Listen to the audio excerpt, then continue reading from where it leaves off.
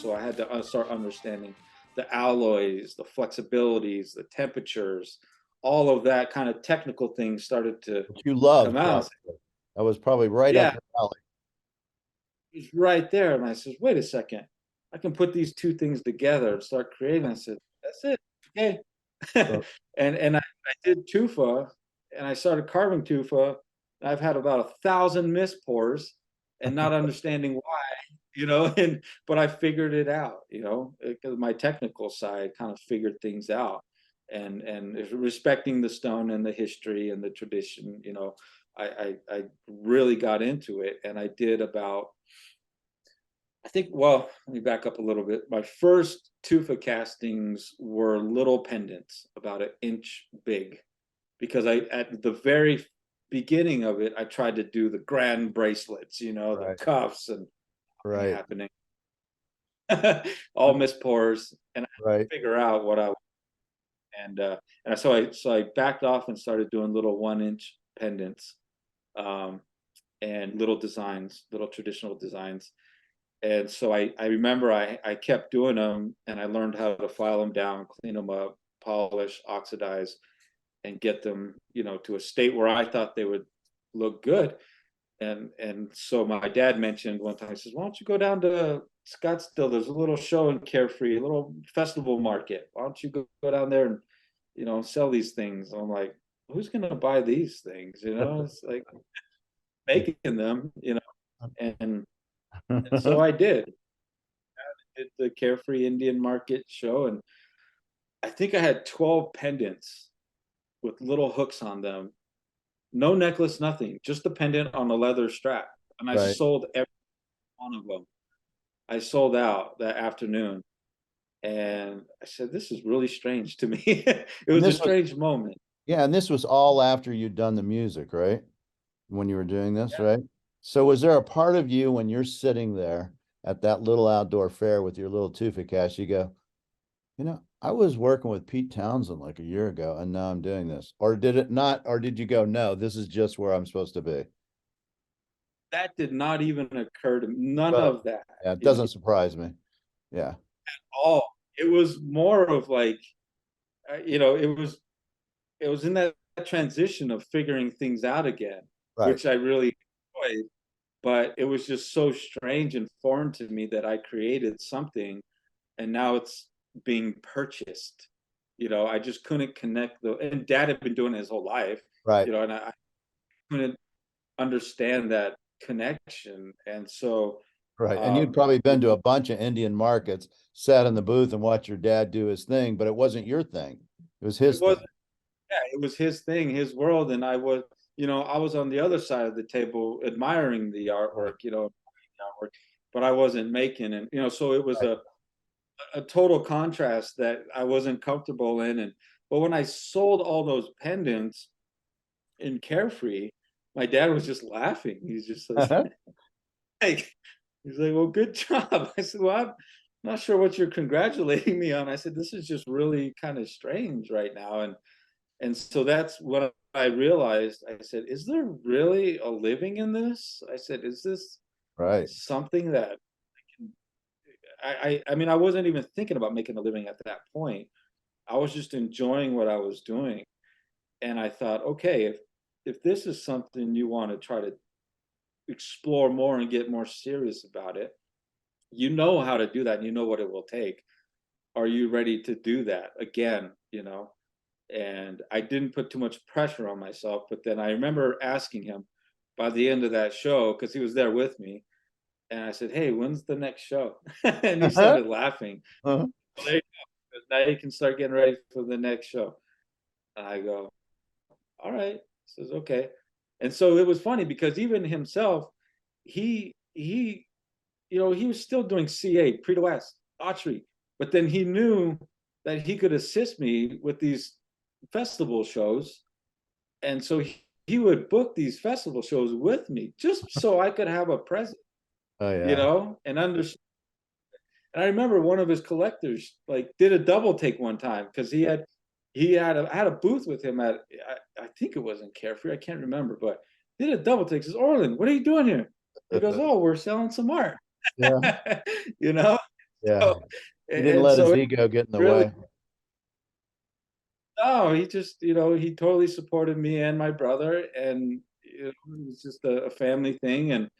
And so once I kind of got the ball rolling, and got familiar with a lot of the market shows, I said, okay. And I continued on, and that really was a great thing that provided me a little bit of income to start building what I have today. That first 2 years of that period were extremely critical because in the music world, I invested in tools, guitars, Right. fun stuff. So I applied the same thing in what I was doing. I said, okay, everything that I made, I got to reinvest in what I'm doing. What tools do I need? And so some of the tools you see behind me are still from those days when I first started building my studio. Um, And how long ago so did you start this? How many years ago was that that festival? I want to say that was in 2000. I think that festival was 2013, Yeah. and I got my business license in 2014. Yeah. So basically a decade now, basically, more or less 9 years. Yeah. But yeah, going on 10 years now. So that was the transition that I made there, doing all those market shows, and I continued doing that to support building my studio and getting the tools that I need to really get into this thing and start a little production, and Yeah. Where were understanding. you? Where were you living? Were you living back in Kirkland at this time? Yes, yeah, I moved back to Kirtland. I grabbed all my stuff from Chicago, threw everything else in storage, and my dad offered one of his rooms in his studio, and I took it over. And it's funny because I have photos from my workbench. I started in his studio. We call it the middle room where we kind of do detail work. Literally, the corner of one of his benches in there has a vise, and that's where I did everything from scratch. I was on that little corner, and I still have a photo of it to this day. Mhm. And that's where I started everything. I did everything, all my polishing, everything on that one little corner. And then I started thinking, I'm like, Dad, you got all these benches, and I'm like, man, I need a bench. Where's my bench? All right. I set up a little table, and I started building my little area, you know, and he knew right away. He goes, "Well, you're gonna need one of these rooms," and so he was really generous and gave me one of his smaller rooms in his studio. And so in that room, I said, "Man, this is way more space than I need." But 6 months later, that thing was just filling up, tight. And so I just got excited, and I started building my setup and learning more production at that point, because I knew how to create, and I knew, I was diving more and more and more into the technicalities and getting a little better and getting more confident in what I was doing.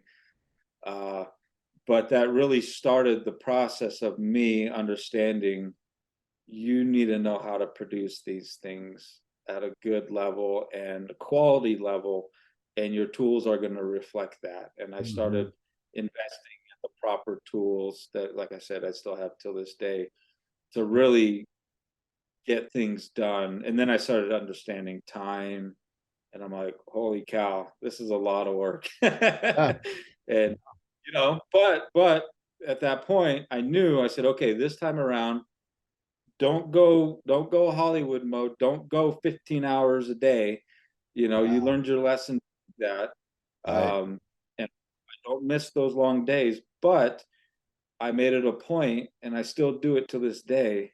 I only do about 8 or 9 hours max Yeah. every day if I need to. And I stop, and the rest of it is for me, my girlfriend, my family. Yeah. And so I have structure to this day. Yeah. And so that was a great thing to learn at that time. Yeah, that's coming of age, understanding who you are, what you are, and your boundaries, right? Figuring out your own circadian rhythm of what your boundaries are. And you need that time to recharge. You can't just go, go, go, or you're just going to be Yeah. toast, you know? Yeah. That's for a lot of us too, right? Yeah. Including, yours truly. I have to have those times I go, okay, I got to stop. I need to do something else. I can't just go, go, go. Yeah. Yeah, Smart. yeah, and I've talked to a lot of other artists, in the CA and outside the CA, the fellow native artists, and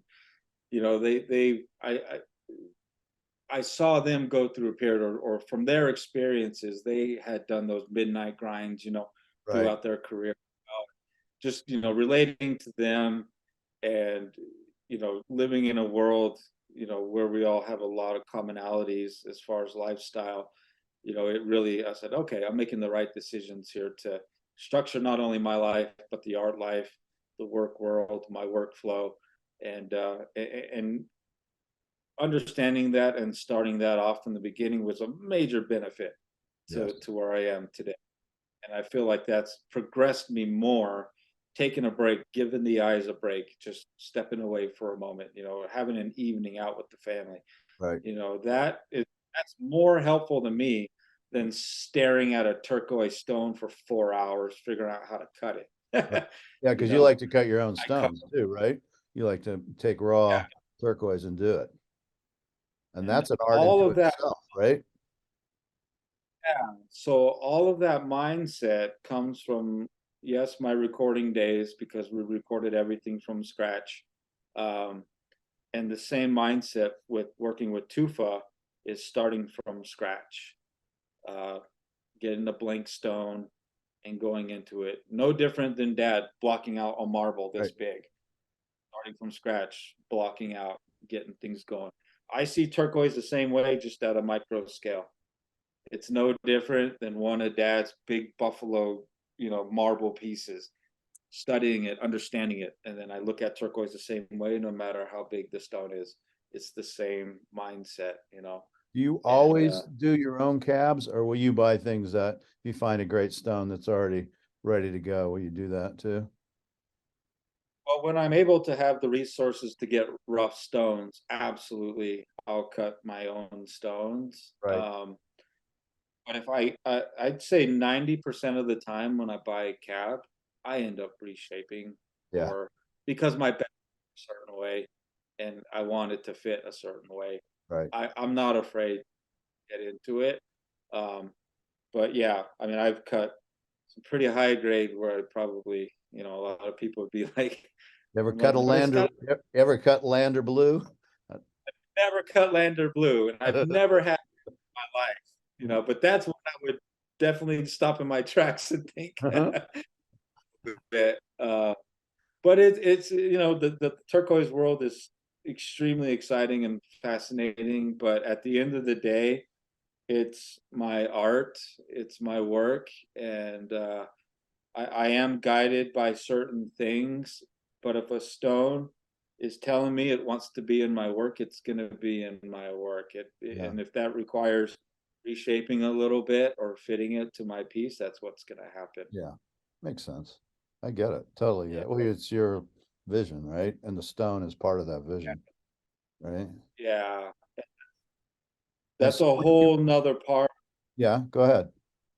I was just going to say that's a whole nother part of my world now that I've built a relationship with my materials. That's something that I'd say in the last 3-4 years that's really developed, and something that I'm understanding more so. And I'm guided now. Like it's hard to explain. I just, whether it be the stone or the materials, or being spoken to through traditional ways, I'm really being guided, and it's really, trying to explain it is tough, because I understand when these musical geniuses would write a song, they can't tell you how they wrote it. Right. And I can relate to that a little bit. I'm not a genius of any sort, but I can understand when I create something, I'm not drawing anything, I'm not writing it, I'm not planning it. It just, Yeah, it it just comes. needs to happen. Yeah. And I make it happen a little bit. Yeah. Yeah, no, I totally get that. You see it in other people that paint too, as well. I mean, and your dad already could tell you, oh yeah, this is the stone told me what to do. I wasn't sure until I started cutting, you know. Hmm. Yeah. Uh, Yeah. Same with writers. I get that same deal. I just start and it comes out and I can't exactly say how it's doing or why but it's there, right? It comes in the Yeah. dreams, I think some of it, right? I'm sure you Yeah. dream about cutting stone and the pieces all the time, probably every night. Mhm. Yeah. And that moment came to me when Verma Sanwai, she she was looking at my booth. I think it was at the Heard Museum one year, and she goes, she goes, talk to your stones, listen to them. I didn't know what she was talking about. I couldn't understand it. She's giving me advice. Very, very, very kind, and that always stuck with me. But I didn't know how to communicate. There was no communication there, Mm, and yeah, I would say about 2 years ago, before I moved up here to Wyoming, I was in my studio in Kirtland, and I was cutting Lone Mountain, and I just happened to stop, and I looked at the pile of cabs that I was creating, and I said to myself, I said, those are some really good cabs. Like, and the stones, they're not extremely high grade, but they're beautiful stones. And I looked at them all and I said, how am I doing this? Like a year ago, I wouldn't be able to cut 10 stones in one day, mm, And so, because I just want to understand how to cut it. And so I looked at my rough, I looked at my pile of cabs, and I said, there it is. I said, I'm just being guided. yeah, you know, I'm communicating. There's a relationship here right. now. From that day forward, it's the same. Every time I sit down to cut a stone, it's the same feeling, it's the same communication, it's the same guidance. When I'm under that wheel back there, it Hmm. just happens. It just goes. And by the time I get to the buffing wheel back there, Yeah, it's what it be. yeah, That's yeah. and Uh-huh. I so understand this mindset so well, you yeah, know. So yeah, you almost have to experience it to relate to how it's yeah, possible. But yeah. I get it for sure. And so are there stones, certain kinds of stones or mines that really are the ones that you go, these are the ones. These are the ones that really speak to me. Uh, yes and no. I'll back up just a little bit. Um, when I was started my tufa, Mm-hmm. learning my trial and error with everything, I just did tufa casting for about 2 years. No stone, no bezels, no Right, knowledge right. at all. Um, and then when I started introducing stones, again, my technical side kicking in. I said, Bo, you need to really understand these things before you Mm-hmm. start around with them.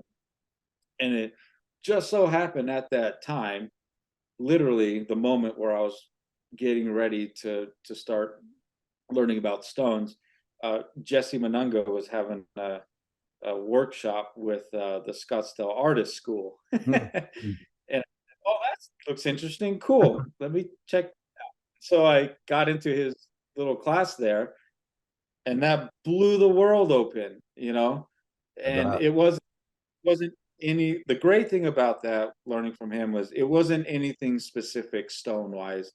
It was turquoise, it was jet, it was lapis, it was opals, it was like way Gold. more than arm at one time. But overall, the umbrella of the understanding was respecting the stone and cutting the stone and applying it to your art. That's what I took away from it.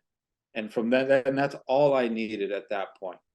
I wasn't trying to inlay like him. I wasn't trying to do these fancy cuts and designs Yeah, and colors and right, at all. I square one. I just want to know how to cap a turquoise stone. right.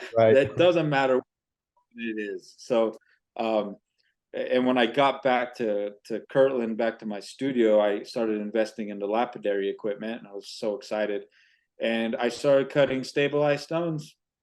Dad had a box full of stabilized stones, and it really stunk up the studio. All Yeah, that resin.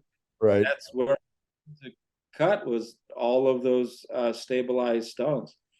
And then shortly after that, we had a batch of Sleeping Beauty come our way, and uh, and that was the first stone that I really cut and Mm. started putting into my work and getting that nice polish and shaping everything. And I really enjoyed it. And so at that time, I was trying to source turquoise, but I couldn't get it. Right. So it wasn't I attended the Tucson Gem Show. Right. Dad and I took a trip down there and just emptied our wallets all at all those booths, buying stones, and it was just Disney World to me, and made contact with Lone Mountain and I think Kingman too at the time. Mhm. But yeah, just overload on turquoise, and that's where I started buying stones, and I was so happy to buy rough because that's where I really wanted to start, and that's really where it started. And I tried to, I was aware of the high grade stones. I was aware of the major, the black spider webs, the Right. deep blues, all of that stuff. Nobody was selling that stuff, but I didn't have to have that stuff because I didn't trust myself to use that type of stuff. Right. So I started from what I could and what was available to me, and I still have some of those stones, and that's what I used. And so when I had questions about turquoise, I had other jewelers that I could, brainstorm and ask questions about, and that helped my knowledge understanding the grades of turquoise, the different mines, and that really blew open this whole world into the geology of turquoise, which again, my technical brain goes, turns on, and it's like, man, this is really fascinating. So I'm still on my path to learning more and more and more about the stones in the regions, but it was a gradual step into now, you know, working with the number eights, Yeah. and being a, having a communication with them. So yeah, it's something that developed over time. And now I'm definitely have the turquoise bug, and I will buy what I can. I got a mark, man. I got a mark right now.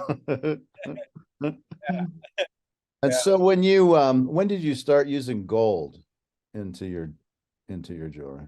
Oh man. So the That's a gold, jump, right? That's a big one, right? You go, okay, this is big time. If they don't sell, it, I got a lot invested. it was so I learned how to inlay, um, flush inlay.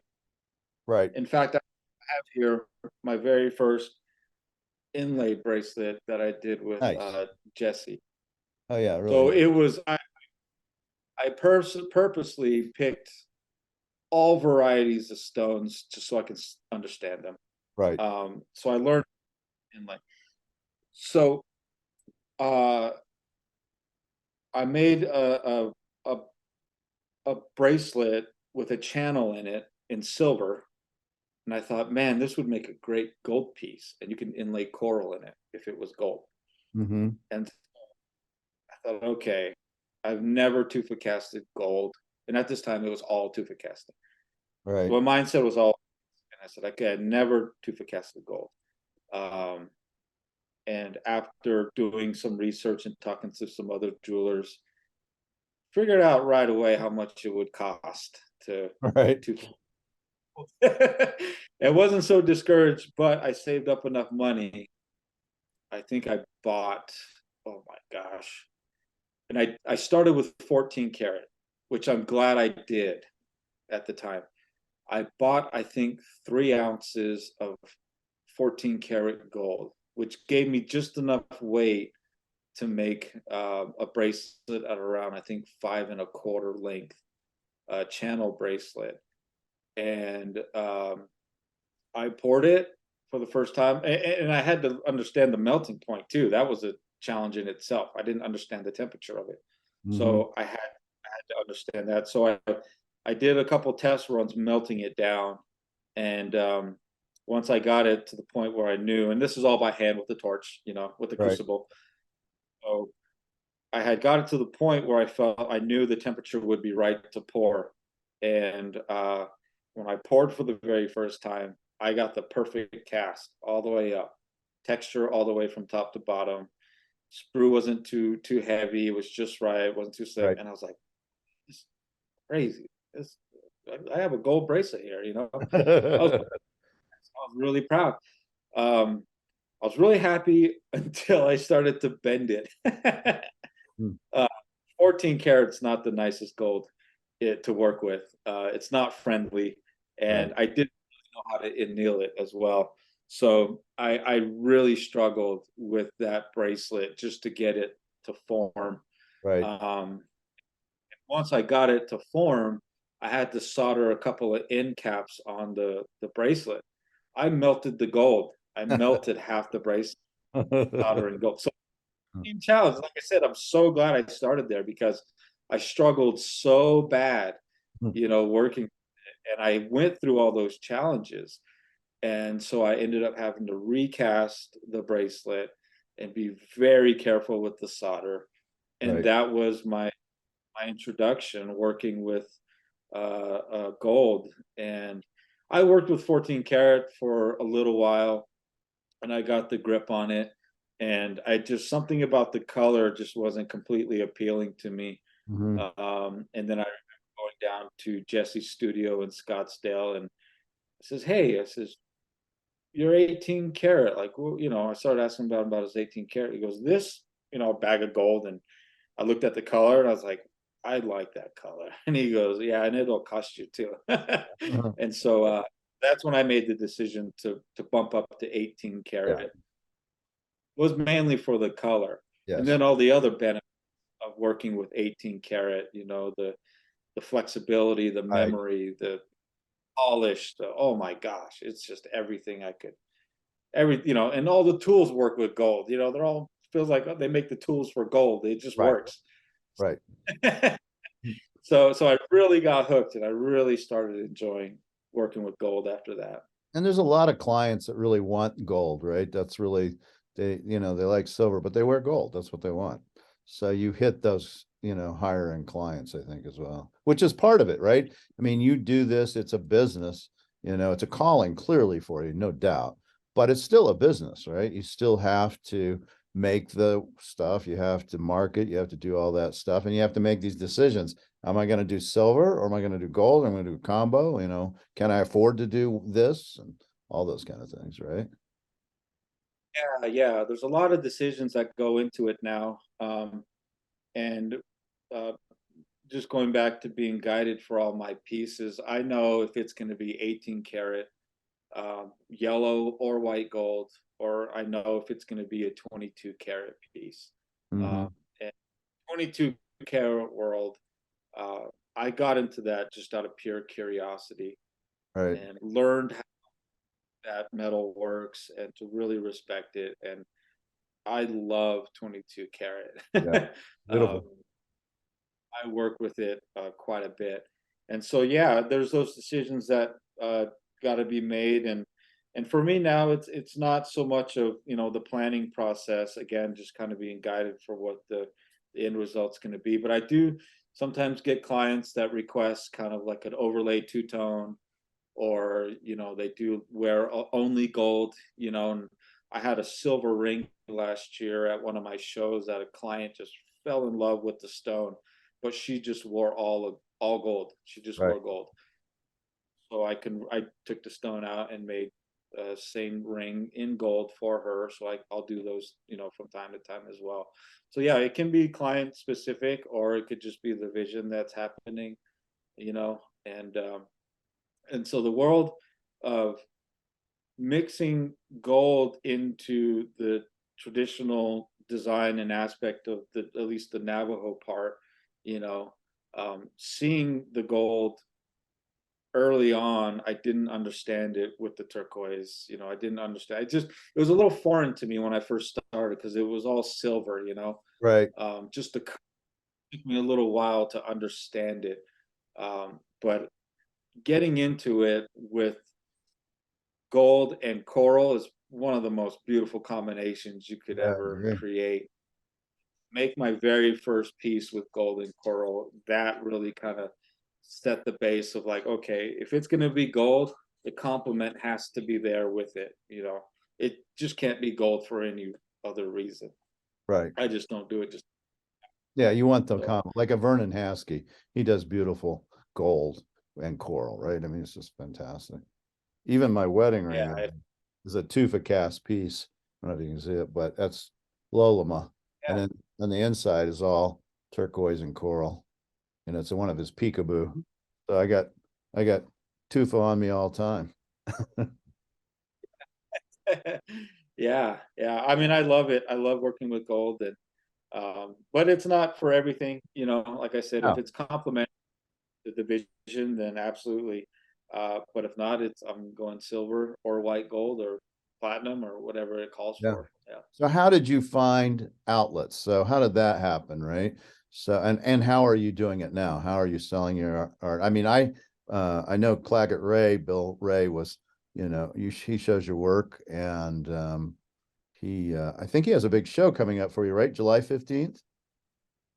Yeah, July 15th, I'm doing a show with Claggett Ray, and I'm going to showcase, I'd say the next evolution, the next phase of where my mind is going as an artist. Of just a lot of things that have been building up to me that I have to get out of my system, because I do a lot of commission work, and then paralleled with that, I'll try to pump out my visions as I go, but the commissions also give me an opportunity to explore and do some other things too, which I'm really grateful for. Mhm.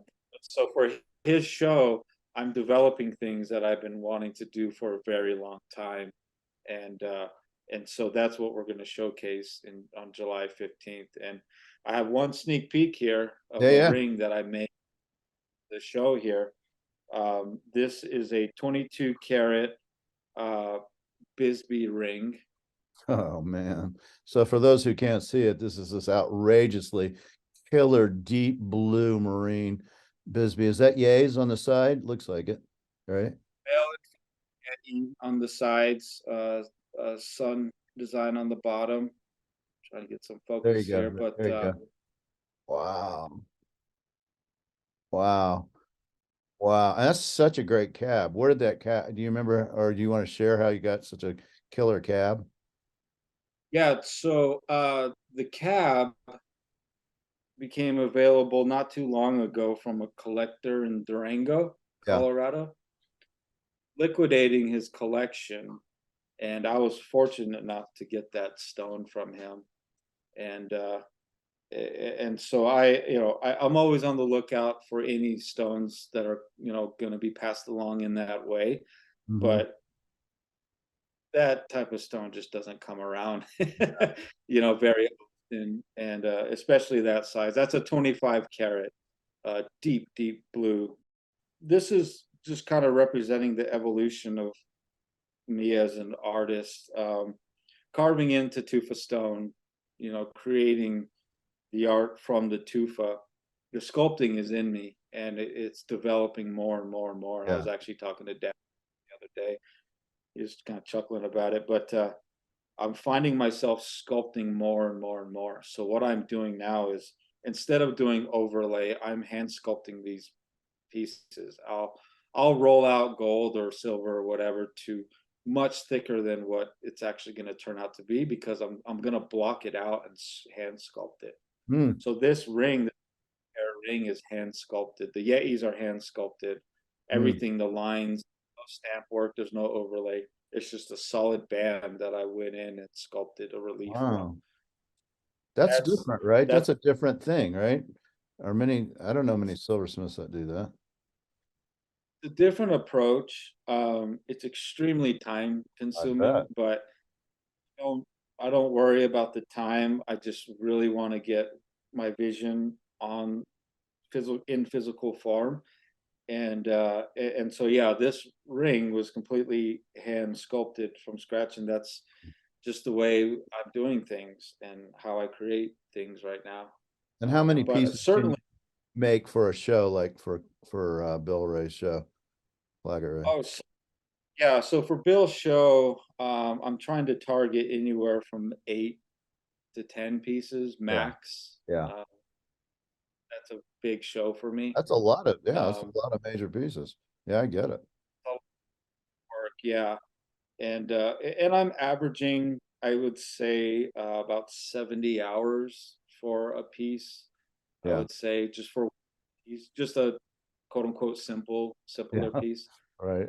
It, it's going to take at least 70 hours, for to get one And you've completed. got Indian Market after that, right?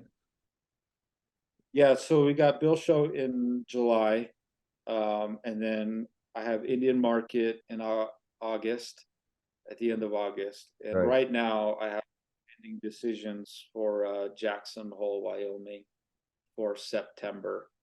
And so that's on the radar. And I'm booked with commissions through right now, January, February 2024 as Wow. well. Wow. And so do most It all people made, find you on Instagram or on your website? I would say 90% of my inquiries come from Instagram. Mm-hmm. I do get occasional inquiries from my website. Um, and a lot of them are just referrals from client to client. Right. I'll get calls, pieces. And so everything is major work at this point. Every client, I give all the time deserved to every single client needed. There's still the foundation there of tufa casting. No matter what the piece is, we'll talk about it, but it's always the launching point of, can this or will this or should this be tufa casted to start with? If not, then I'll fabricate or, plan to hand sculpt it or something. But so that foundation is still there. Mhm. And right now, I always start with the metal work. If I'm inquiring with a client or if I'm building something from scratch, it always starts with the metal work first. Just kind of working with my relationship with the silver or the gold, and figuring out what's best. And from there, I build. And if stones are going to be involved, then we open up that whole world there, Mhm. and that out. And things come pretty quick at this time. And so when I get something rolling, I have already a good sense of direction of what to do and what it's going to be.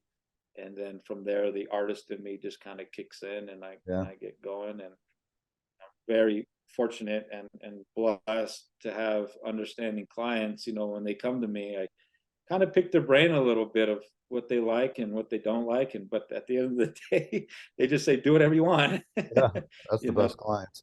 Yeah. Those are yeah, I get that green light and the pressure's on and I go for it.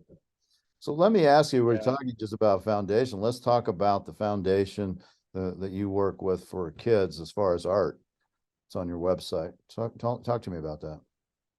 Oh, yeah, yeah. So in 2014, around the same time, I came home and connected with the family and everything, and getting into the art world. Dad and I had a thought of like, hey, why don't we do something to give back to the youth, um, and provide them with an opportunity to at least have a glimpse of what an artist does and what an artist can do and what an artist can make, but keeping it within uh, the boundaries of traditional work, Navajo to be specific at the time.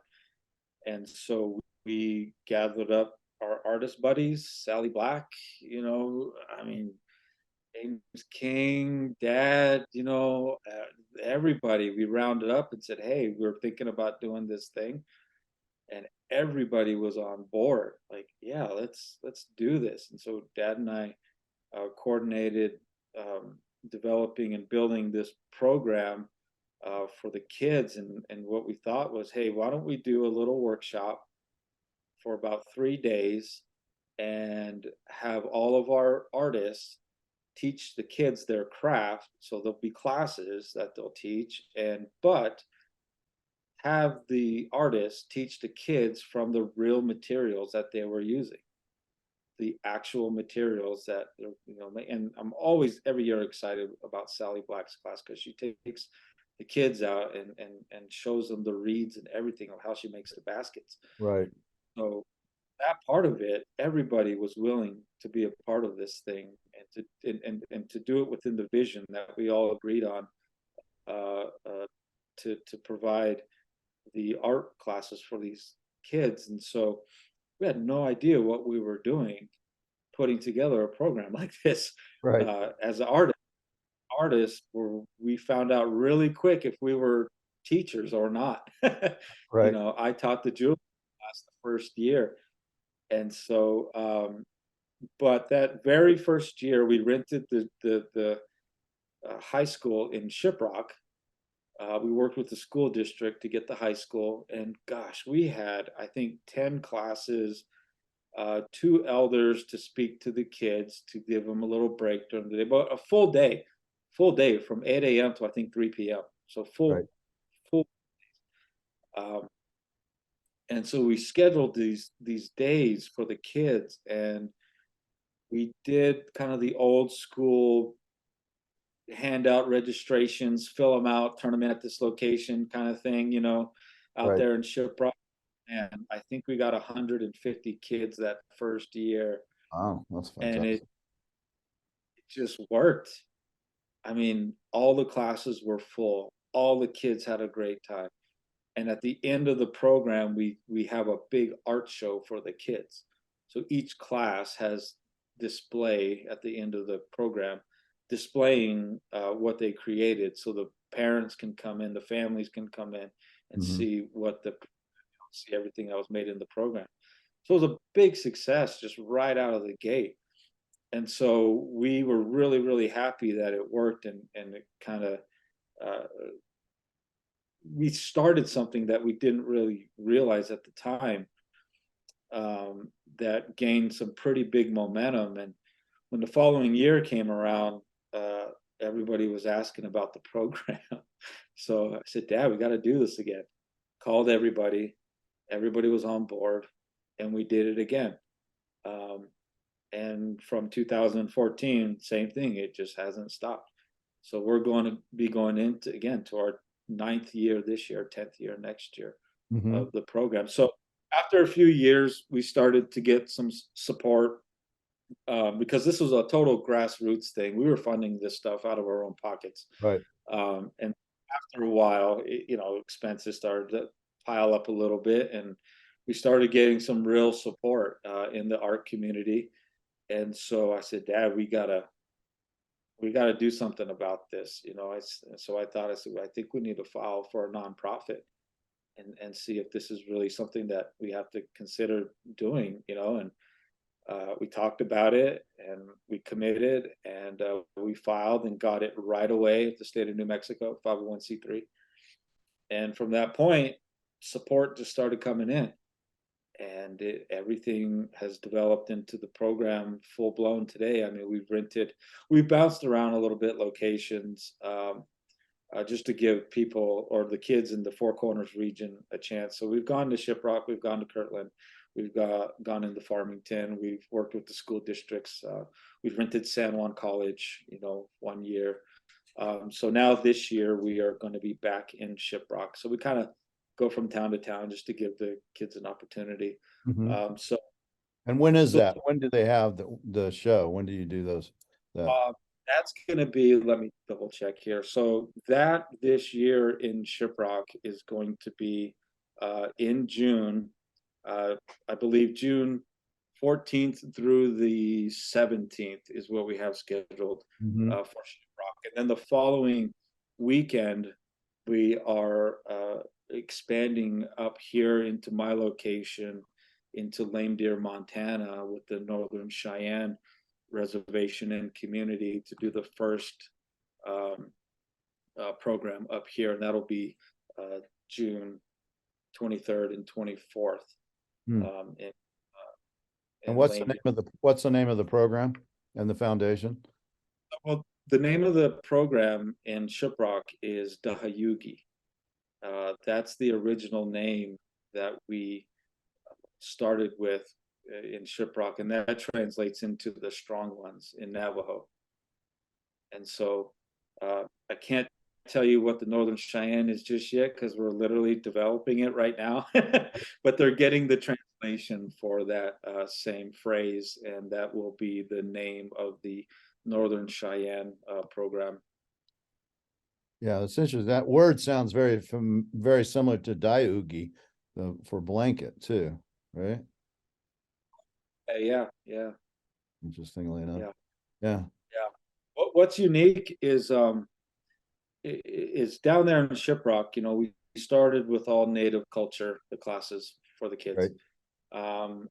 Here, all the classes will be Northern Cheyenne, with ledger drawing, teepee building, maybe some moccasin making, Nice. uh, beadwork. So everything will be kind of within the community culture, what the art that's going to be taught. And if people want to donate money to, because it's a nonprofit, how do they do that? Yeah, you can go to our website. It's the sacredyouthfoundation.org. So that is the nonprofit that we developed, that offers these programs regionally, and it's starting to grow. There's some interest in Oklahoma City, for those tribes down there, and also the Ute uh, community too is interested in the program. So Mhm. expanding slowly, but not letting it snowball too fast. Yeah, And I could see that happening, and then all of a sudden you're doing foundation stuff all the time. yeah, so sacredyouthfoundation.org. Okay. You can get all the information, donate there. And one thing I want to add is the reason why we named it the Sacred Youth Foundation is because we feel that in all cultures, the youth is going to be carrying forward all the tradition and culture. And so this very much can go into not only the Native American community, but, say the Hawaiian community, the Sure. Japanese, so, but again, not letting it snowball too fast. But, You've learned your lesson but on those things. yeah. But again, just making sure that we're able to get to the areas that we would really like to. And Yeah. this program can work in a metro area where Yeah, of some of the course. kids may culture, but it can work in rural areas where they may not have the resources to do a program like this. So we're really trying to hit the necessary areas that we want to, support Yeah, and have that. the Oda Odom area would be very helpful too, because so many of the basket weavers are passing away. It's at a shocking rate here. So it would be Yeah, good yeah, to be involved. yeah. That's the goal: preservation, Yeah, right. through art. So Yeah, that's absolutely. So as we kind of round this out, do you have any final things you'd like to say, or maybe just advice? Because I mean, you had such an interesting life, and some people would say you gave up this like lifestyle of the famous and the in crowd and music and all that to just find your path in life, which clearly I believe is the most important thing. But what do you have to tell people that might be, searching like you were? Yeah. At the time going through all of it. I certainly did carve out my own path, and I did learn a lot about myself, not only as a human being, but as an artist. And I, it's really hard to be able to dig and move forward and figure out what you can do, not only successfully, but what you can do with confidence to get to where you want to be. It's not going to be easy. And if I were to give any advice to anybody who, no matter what age you are, or what your experience or life path has been, if there's something of interest for you, I mean, I, I feel the best you can do for yourself is just take the time to number one, respect it and understand it, and number two, or yeah, and the next thing would be to develop a relationship with whatever it is you're into. I mean, for me, I can relate to uh, uh, not only the materials that I'm using for my jewelry and my artwork, which sustain my livelihood, but I have the same respect for a guitar from the wood and the materials that it's made. A lot of these earthly organic things are here, providing us with fulfillment. And I really respect that, and I do give myself a little bit back, traditional way, you give an offering back. Mm. And I do that for every part of my life that I'm so thankful for. And so I would say, the biggest thing that I know about myself is I understand now how to start something new and develop that relationship in a really uh, organic way, I guess you can say. Um, and that has really helped me as an individual just kind of develop and move forward.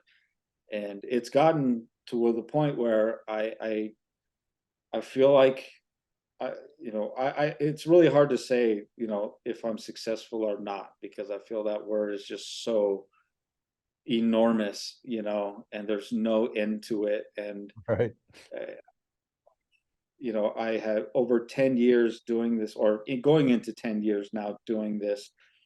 I do feel myself at a point where I've transitioned several times, and being able to know that about yourself, you can't buy that. You can't just learn that. You have to experience it.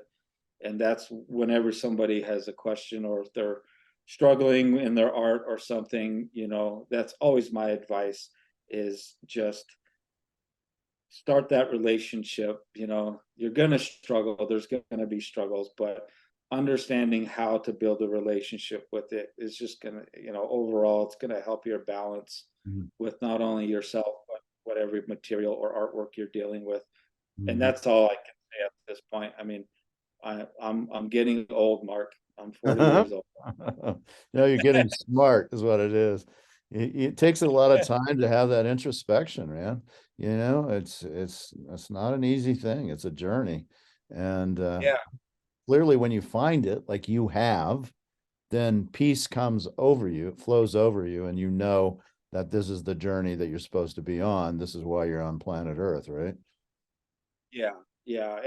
And I always tell my girlfriend, because she's seeing everything, and she's been an amazing support.